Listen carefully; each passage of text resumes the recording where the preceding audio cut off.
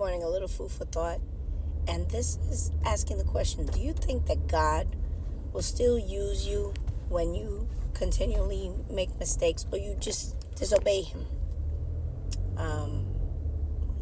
And you were already someone who was professing to believe in his son, following his ways, but then you started messing up and then even got outright rebellious. What do you think that God does?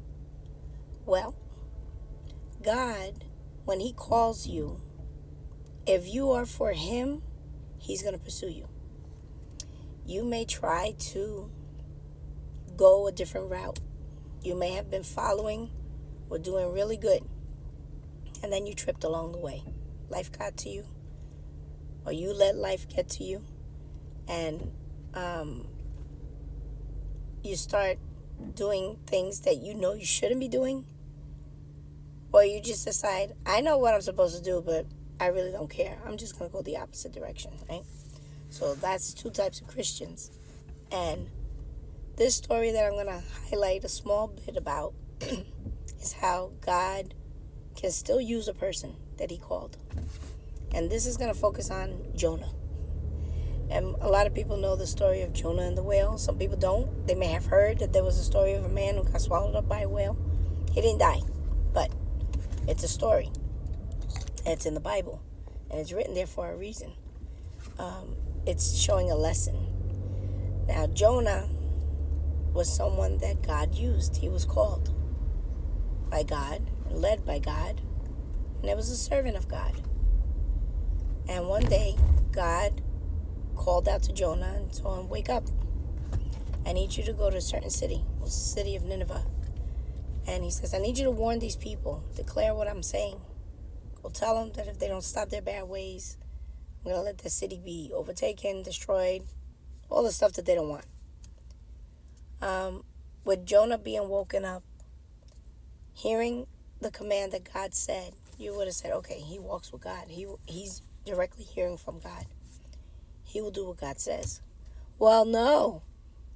Jonah was like that little kid that you say, I don't want you to touch that stove, but then they touch the stove and they get burnt. Okay, so Jonah, when he woke up, after hearing what God told him to do, he decides to go the opposite direction. He decides to disobey, even though he knew he was supposed to do certain things. Who knows what he was thinking? Maybe he was thinking, oh, these people are so bad. I don't want to go preach to them. I don't want to tell them. They're not going to even listen to me. I'm wasting my time. And you woke me up. Who knows what he was thinking? Because there was already imperfection back then.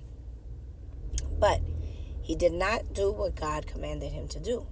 Instead, he decided to make his way to a seaport and catch a ship and try to go to another city so that he could be like MIA, you know.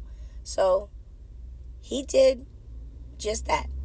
He got a ticket, went on a ship that was going to the opposite city that he was supposed to go to. I believe it was Tarsus, the name of the city. Tongue twister for me. And God stopped that plan.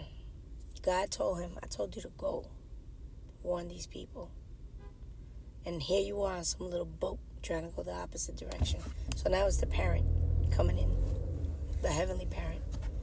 So he's in this boat sleeping. The people, the associates, know him. They know who he is. They know he's a follower of God. And he's a disciple. And they realize that a bad storm starts hitting the ocean. And it's really scary, the storm. So the crew starts panicking, calling to their gods, calling to the crew, saying, throw stuff overboard because we need to lighten our load. We don't want the ship capsizing. Then they said, okay, our gods are not answering us. They called out to Jonah's God. And they said, whatever it is that you have for him, we don't want it. We don't want it. Can you please not let us die if that's what you have planned for him? Because they knew he wasn't supposed to be on that boat. They knew he was who he was. And they probably knew, because of his previous actions, that he's a follower of God and he's always on a mission. So now he's not associating with other people that he's not supposed to be associating with, or not in the place where he's supposed to be going or normally seen. So they literally prayed in faith saying, please spare us. And then they decided, you know what, we're not even going to wait. We're going to get this sucker out of this boat. They literally went and got Jonah out of bed and tossed him over the boat. Man overboard. And he was still rebellious. You would think, oh my God, what did I do? Getting splashed with water. You may think that he would have a change of heart instantly. No, that man was still hard in his heart. So God knew this and said, I got to wake this guy up. He's going to listen to me. He arranged for a whale to come and swallow him up.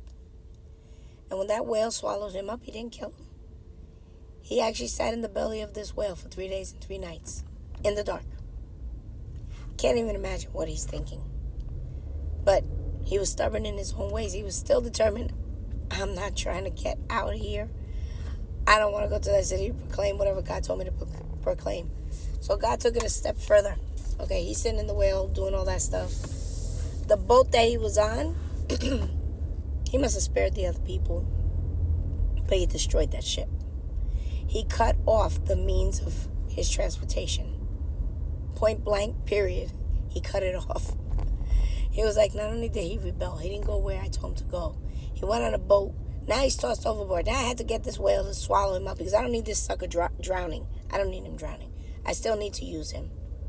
But if he tries to get slick and swim back to the boat, I'm going to make sure there's no boat for him to swim to. He destroyed the boat. Okay. So, I guess he had time to think about it. Well, 3 days, 3 nights. The whale spit him out on the command of God. Jonah realized this was divine intervention.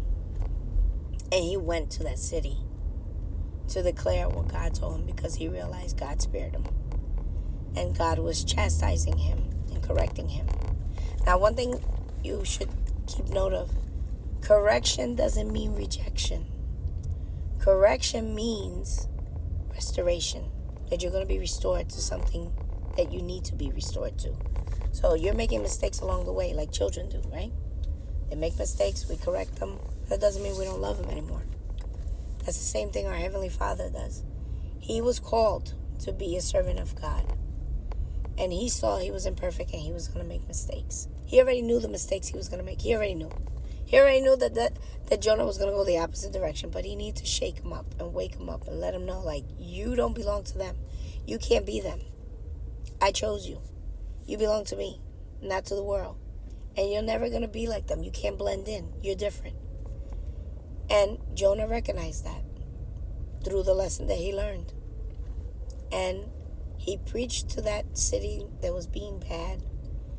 And they all turned around and they were saved and spared. So that shows you that God had mercy. He showed love and compassion. But he still made him do what he wanted to do. Because he chose him to do a certain mission. So that's something we can remember. God is loving and he's merciful.